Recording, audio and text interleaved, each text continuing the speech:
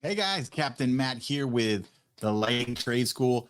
This is going to be the first episode of Captain's Quarters First Class, a new offshoot podcast of the Lighting Trade School, where you know that you can listen to myself, Nate Mullen, and Shane Glow Daddy Duffy talk about all things landscape lighting.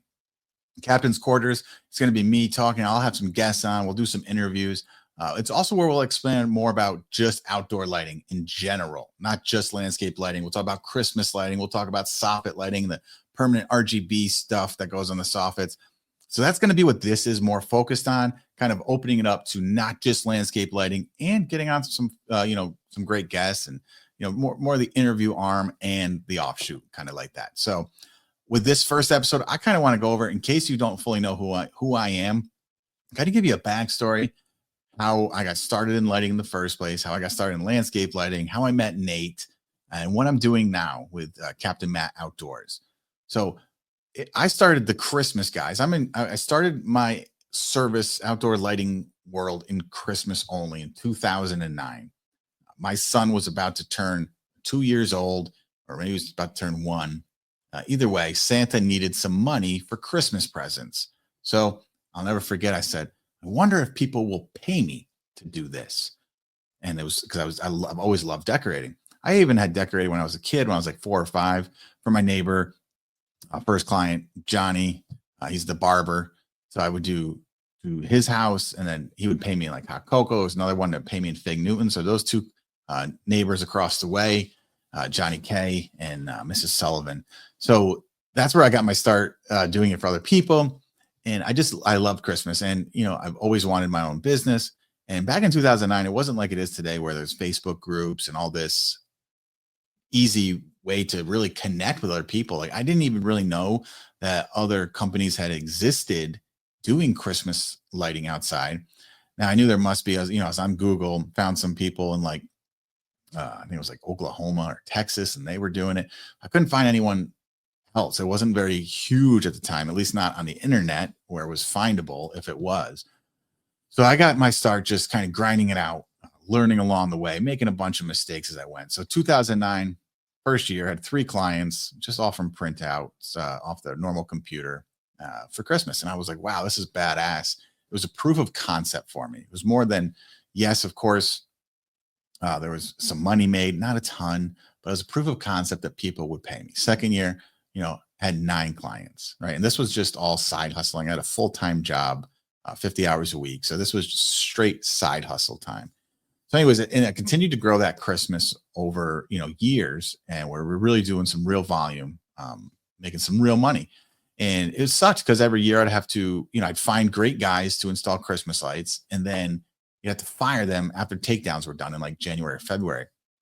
I was lucky enough, blessed enough, that I was a good leader and a good boss, that so many people would come back each season because they knew it was great money. It was like unlimited hours. It was awesome. So a lot of them would, quit their jobs if they didn't have like a real career going on, quit their jobs, come back to work for me during the Christmas season. So I really needed to find a way to keep and retain staff, because at one point, those guys that had been with me for a long time, well, they were getting a little bit older.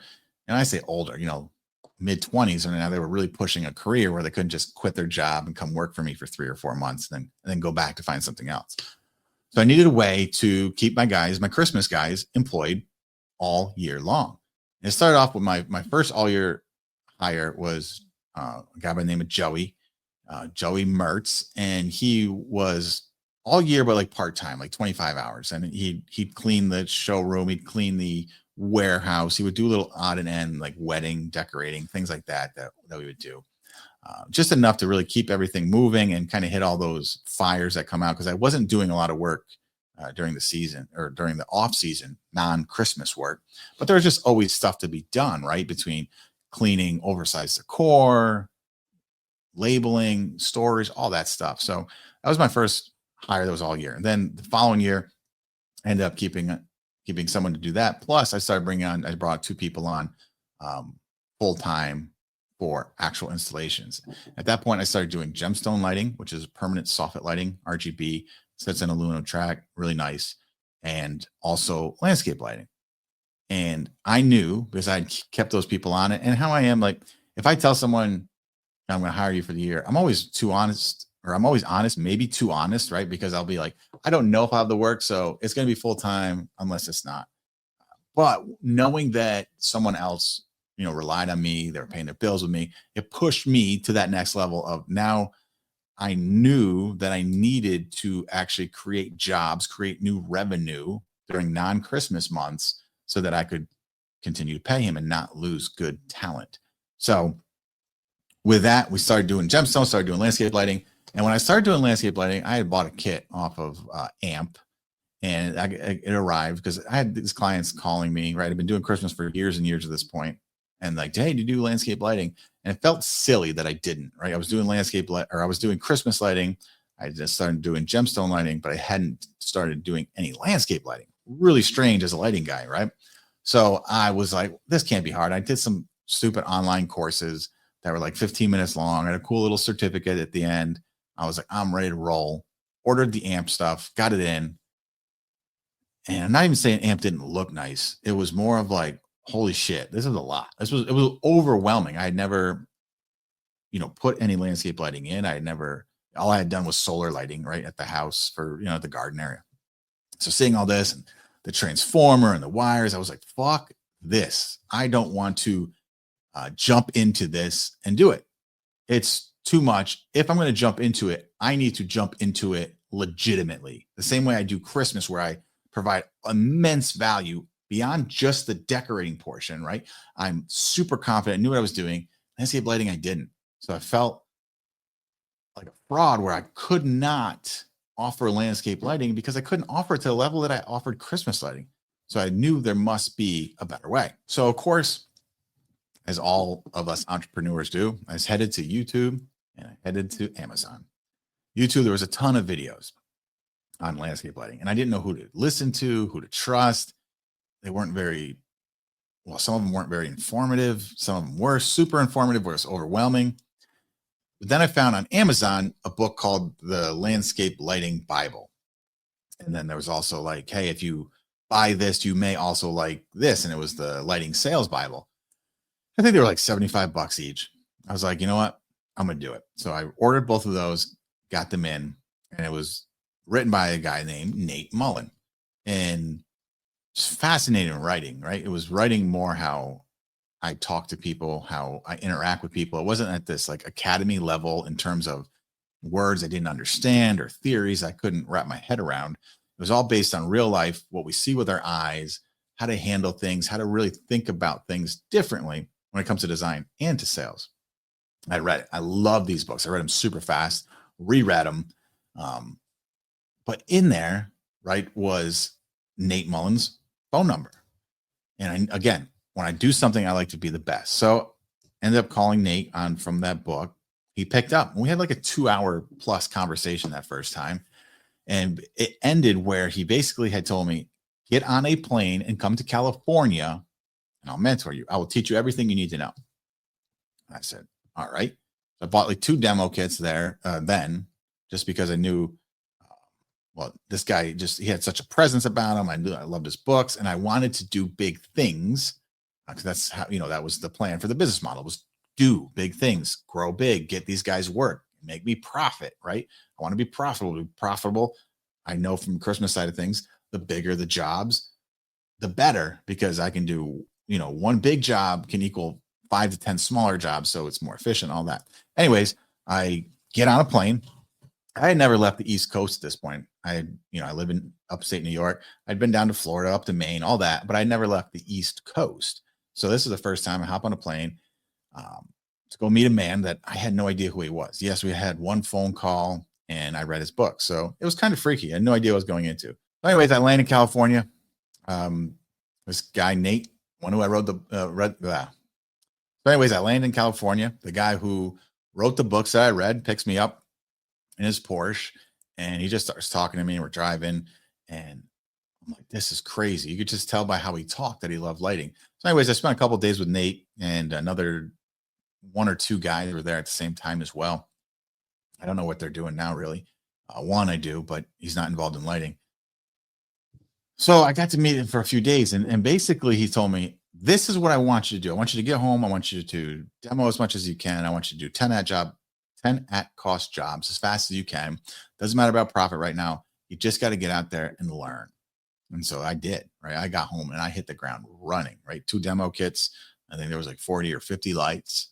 And I was just demoing uh, some of my Christmas clients. I didn't contact all of them because I didn't want to, really contact the people that I knew loved me before I knew I was good at it. There was a few that I knew I could reach out to, and I did. I was friends, family, empty houses, businesses when they were closed at night. I was trying to get as many demos done as possible, as quick as possible, because Nate, who I was literally mentoring under, listening to, told me that that was the quickest way for me to learn landscape lighting, all these concepts that he taught me. It was a way to see them in real life. Not only does it, let me learn and see these concepts come to life in actuality, but it's my terrain, it's my landscape, it's my architecture. Like California, San Marcos, San Diego area, they're badass backyards, cool palm trees, all that stuff. We don't have that where I am in New York State in terms of palm trees and vegetative, colorful flowers growing all year long. And the architecture looks totally different in California than it does in upstate New York. So doing a demo, I'm able to take pictures. I'm able to grow my portfolio. And it's honest because it is landscape lighting design. Even if I'm not installing it, it is a design I'm creating. So build up my portfolio super fast. And I learn super fast. And I learned why we don't front light trees, why we backlight, side light, how close I should be to a home that's siding, brick, stone. What's the difference between an evergreen tree and a flowering tree and a maple tree, right? When do I want to light the inside of a porch railing versus the sides? Why I don't like front lighting porch railings, right? All of this stuff I was able to boom, boom, boom, boom. It's super fast. I get involved in that. I think my first year doing landscape lighting, we did about 300, 400,000 in landscape lighting. And that was pretty good because it wasn't until May or June that I actually got started in that year. I hit the ground running, right? When I want to do something, I try to hit the ground running. I don't want to just sit around and think about it. I want to get up and I want to go, right? So that's kind of my story. How I got started in landscape lighting was simply because I had Christmas clients calling me, and other people that weren't even my clients just knew, hey, these guys do lighting for Christmas. I'm sure they must do landscape lighting. So I was kind of forced into learning about it. And then because I don't like to do things not with excellence, I ended up finding Nate's book and doing that whole story. So, excuse me. That is my story from starting with nothing, going into Christmas lights, in gemstone lights, into landscape lights, and now doing what I'm doing now, which co-founder of the Lighting Trade School with Nate and Shane, where we teach, train, educate guys across the country. I say across the continent because we have Canadians as well. How to do landscape lighting design, installations, sales, and all that stuff. So from that time, right, I just went, this has been 10 minutes. I went from 2009 until now, which is 2025. Obviously, a lot of stuff has happened along the way. A lot of epic failures, a lot of epic wins, a lot of things that, wish I had someone that I could have asked before I had tried it. Like the first tall tree we did, we rented scaffolding from Home Depot. That was a mistake. Had I talked to anybody who had ever installed Christmas lights before, they would have told me that using scaffolding is not the right option. They would have said use a pole, et cetera, et cetera. Same thing with hiring and firing and all of this. Like, they say to hire slow, fire fast. That was always the difference, right? I would hire slow, fire slow. Yeah, that's what I would basically do. So I wasn't, curating the right team. And these are just things, you learn along the way, or you have a coach or a mentor that can help you make better decisions more quickly because they've already made those mistakes or they've already done those wins. So they can help guide you into finding that win for yourself or avoiding that loss for yourself. So it's super badass. And not only did I build it, right? We built it to a 7-figure outdoor lighting only company. I had a partner at one point, right? That ended, basically burnt the business almost to the ground during that time. And, and then redoing it. It's almost starting over again, right? And restructuring and doing it again. So I definitely have a lot of experience doing all that. And that's why I love outdoor lighting though, because it's different every day. Not only is it different every day, but it's fun. There's not a ton of home services that are fun for you and the client, right? When we show people their lights at night, when that first night they see it, or even on a demo, a landscape lighting demo, it's excitement. That's fun. They get to see a transformation happen between, right before their very eyes. It changes their life for sure. Outdoor lighting will change your life if done correctly. And even if done kind of shitty, it does change your life, because sunlight looks better than no light. But look at the other trades that you can do: plumbing, heating, even, you know, power washing, all this. It's not like it's fun. It's not resealing a driveway, paving, cement. It's not like people are super excited when you get there. They're super excited when you leave. They're kind of, those are more expected, right? You expect that when a plumber comes, he's doing something with your pipes, making something work. When the painter comes, it might be a little exciting, but it's totally different when it comes to lighting. When the heating guy comes, just, he's doing something, doing a tune up or whatever to your heating elements and all that jazz.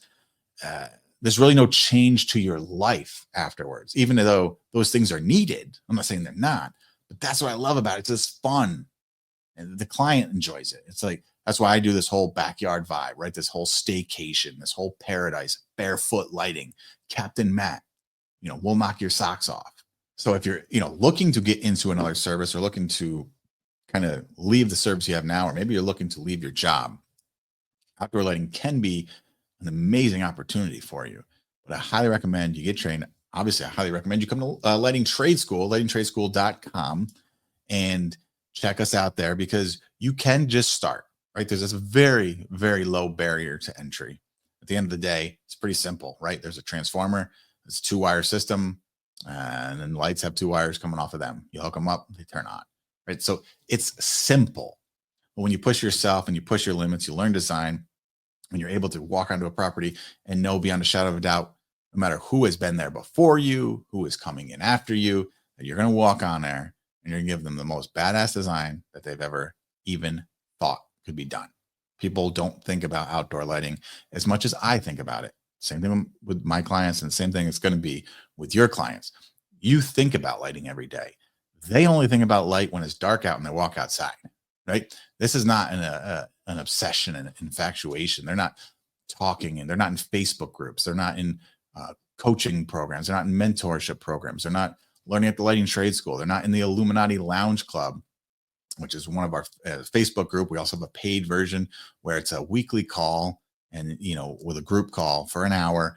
It's interactive. You bring up designs, you get hot seated, all that stuff, right? Your clients aren't doing that. You are. Your competition is not, but you are. So that's why you can come in and really dominate your area, because when you elevate yourself and you elevate your design skills and your sales skills, your install ability, your install confidence, even if you don't have the ability yet, the confidence to know that can be done changes the game and allows you to provide better designs. There's one thing I've noticed. There are other people that do landscape lighting in my area, for sure. There's no one that just does it exclusively. No one that just offers outdoor lighting, end of sentence. It's always an add-on. So I can use that to my advantage, right? Do you want to hire the guy who's side hustling, or do you want to hire the guy who literally spends every single day doing this shit that you're looking for? I know the answer. Everyone's going to say, of course I want the guy who's doing it every day. Why would I want a side hustler when I can get a professional? And now we all side hustle when we're starting. There's nothing wrong with side hustling. You still be a professional and side hustle, but you're only semi-professional until you can make enough money, revenue, profit to only focus on that, or have another division and you're hiring a guy to do it, right? I'm not saying you can only do one service line, only one type of service. That's stupid. Obviously, you're in business and you want to grow. If your model is growth, and yeah, you're going to need managers, maybe division leaders, all this stuff, so that you can actually have somebody focusing on lighting. If it's not you, you have somebody that's only doing lighting. They're not power washing and doing lighting. They're not doing garage floors and doing lighting. You know what I mean? They're not doing pools and doing lighting. They're just doing lighting. So that's that, right? Again, you can have multiple service lines, but to have somebody that's dedicated, devoted to that, where their attention is not pulled from lighting, game changes. Your designs change. The confidence changes, and clients see it. Right? When you have a contractor at your house, if they're confident. you can kind of tell within a couple minutes if it's someone that you actually want to hire. Not if you're going to hire them, but you can tell within a couple minutes if you want to hire them. I know for me, there's been plenty of times where I'm like, oh my gosh, is this guy going to leave? There's zero chance I'm going to hire this guy, even if he's the lowest price. Will he just leave? So when you have a guy who's just super confident, you're able to walk in, clients feel that and sense that. Because at the end of the day, the clients want badass lighting, someone they trust. They don't want to be ripped off, and they just want a professional who's going to get the job. They want to write the check and just know it's going to be done, and know it's going to be done well and right. And it's not going to create them a bunch of different headaches along the way. So that is my story of how I got started in lighting in 2009 with Christmas lights only, transitioning into gemstones and then landscape lighting. This podcast, Captain's Quarters, First Class. Hope you guys got some value out of it. Get to meet me. We'll bring some guests on. We're going to talk about some stuff. So anything you want to talk about, Christmas lights, gemstones. I know there's a bunch of other systems out there besides just gemstones. Gemstones is what I use. But you want to talk about something else? Cool. Hit me up. Shoot me a message. Hope you guys have a wonderful day. Work like a captain. Party like a pirate. And this has been the first episode of Captain's Quarters, First Class. We'll talk to you guys soon.